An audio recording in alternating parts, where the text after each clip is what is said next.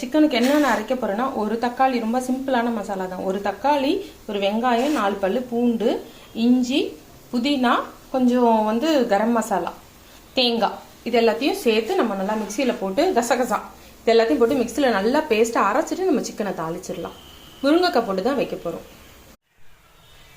ஒரு தக்காளி, வெங்காயம், இஞ்சி, பூண்டு, தேங்காய், சோம்பு, கசகசா, கொஞ்சமாக கரம் மசாலா, குழம்பு மிளகாத்தூள் போட்டு தான் தாளிக்க போகிறோம். அந்த டைமில் நம்ம குழம்பு மிளகாத்தூள் இப்போ இதை நல்லா பேஸ்ட்டாக அரைச்சி எடுத்துக்கலாம். ரெடி ஆகிடுச்சு. இப்போ நம்ம தாளிச்சிடலாம். இப்போ மட்டும்தான் போடுறேன்.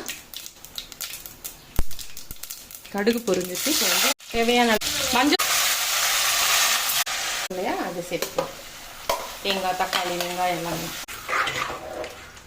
சிக்கன் குழம்பு நல்லாயிருக்கும். சாதத்துக்கு தொட்டுக்கலாம், தோசைக்கு தொட்டுக்கலாம், சப்பாத்திக்கு.